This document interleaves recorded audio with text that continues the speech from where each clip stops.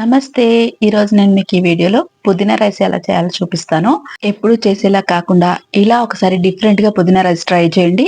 అద్దిరిపోతుంది. ఈ flavourful rice కోసం ముందుగా స్టవ్ వెలిగించి పాన్ పెట్టుకొని అందులోకి 2 టేబుల్ స్పూన్ల నెయ్యి వేసుకోండి. దీంతో పాటు 2 టేబుల్ స్పూన్ల నూనె కూడా వేసుకొని ఇది కొంచెం వేడవగానే ఇలా హోల్ గరం మసాలాలన్నీ కూడా వేసుకొని వేయించుకోవాలి. వీటితో పాటు 2 బిర్యానీ ఆకులు కూడా వేసుకొని ఇవి కొంచెం చిటపటలాడగానే ఇందులోకి ఒక మీడియం సైజు ఉన్న ఉల్లిపాయల్ని ఇలా సన్నగా పొడుగ్గా కట్ చేసుకొని వేసుకొని వీటిని వేపుకోవాలి.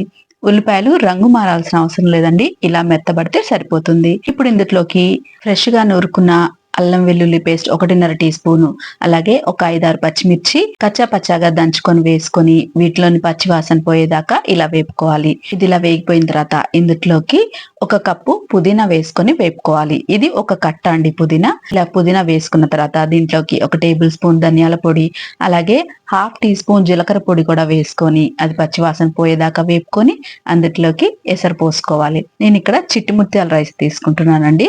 దానికోసం 1కి 2 గ్లాసులు నీళ్లు పోసుకోవాలి. బాస్మతి రైస్ అయితే గనక 1కి 1.5 కప్పులు పోసుకొని రుచికి సరిపడా ఉప్పు వేసుకొని నీళ్ళని బాగా మరగనివ్వాలి. నీళ్ళు ఇలా బాగా మరుగుతున్నప్పుడు ఇందులోకి అరగంట ముందు నానబెట్టిన 2 గ్లాసుల చిట్టి ముత్యాల రైస్ వేసుకొని ఇదంతా ఒకసారి బాగా కలిసేలా కలుపుకొని మూత పెట్టకుండా హై ఫ్లేమ్ లో అన్నాన్ని ఉడికించండి. చూడండి, ఒక 10 నిమిషాలకి నీళ్ళన్నీ ఇలా దగ్గర పడ్డాయి కదా. ఇప్పుడు మూత పెట్టేసి స్టవ్ ని లో ఫ్లేమ్ లో పెట్టుకొని అన్నాన్ని మగ్గనివ్వండి. ఒక 5-6 నిమిషాలకు చూడండి అన్నం మంచిగా మగ్గిపోతుంది. ఇప్పుడు ఒకసారి కింద నుంచి పైకి కలిపేసుకొని అన్నం మగ్గిందో లేదో చెక్ చేసుకోండి. నాకైతే ఇక్కడ అన్నం చక్కగా మగ్గిపోయిందండి. మీకు గనుక ఇంకొంచెం ఏమన్నా తేమ ఉందనిపిస్తే పైనుంచి కొన్ని పుదీనా ఆకులు వేసుకొని మూత పెట్టేసి ఒక 10 నిమిషాలు పక్కన ఉంచేసేయండి. 10 నిమిషాలకి ఈ అన్నం చక్కగా సెట్ అయిపోతుంది. చూడండి, మీకు ఒక 10 నిమిషాల తర్వాత చూపిస్తున్నాను. మూత తీయగానే ఇల్లంతా మంచి వాసన వస్తుందండి. గుమగుమలాడిపోతుంది. బాస్మతి రైస్ కంటే కూడా ఈ చిట్టి ముత్యాలతో చేసిన పుదీనా రైస్ చాలా ఫ్లేవర్ఫుల్ గా ఉంటుందండి.